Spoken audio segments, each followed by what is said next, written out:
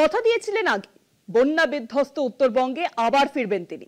সে কথা মাথায় রেখে সোমবার ফের উত্তরবঙ্গে যাবেন মুখ্যমন্ত্রী মমতা বন্দ্যোপাধ্যায়। যাবেন দার্জিলিংয়েও। দার্জিলিং থেকে উত্তরবঙ্গের পরিস্থিতি সরেজমিনে তদারকি করবেন মমতা।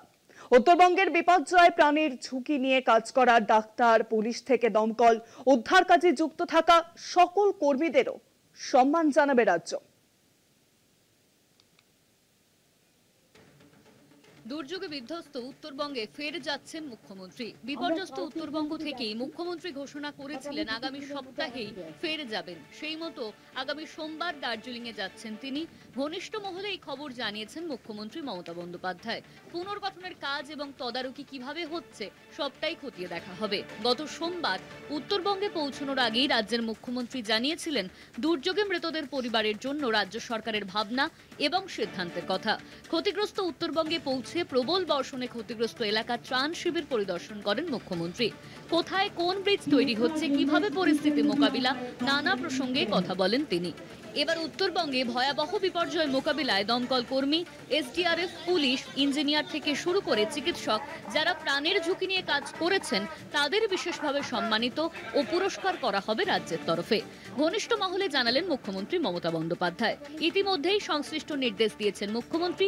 কি জানালেন মুখ্যমন্ত্রী মমতা বন্দ্যোপাধ্যায়? ফের উত্তরবঙ্গ সফরে মুখ্যমন্ত্রী। সোমবার ফের উত্তরবঙ্গ যাবেন মমতা বন্দ্যোপাধ্যায়।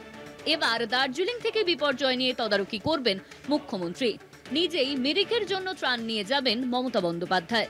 দার্জিলিং থেকেই কালিম্পং, মিরিকের পুনর্গঠনের কাজ নিয়ে রিভিউ করবেন মুখ্যমন্ত্রী। এরই মাঝে কর্মীদের সম্মান জানানো নিয়ে মুখ্যমন্ত্রীকে তীব্র কটাক্ষ করেছেন বিরোধী দলনেতা শুভেন্দু অধিকারী। দরকার হলে বন্ধ চা বাগান খুলিয়ে চা পাতা তুলবেন, আর বিকালবেলা আপনার সঙ্গে যে লোকরা যাবে ডিগি তবলারা, তাদের নিয়ে টেবিল টেনিস খেলবেন।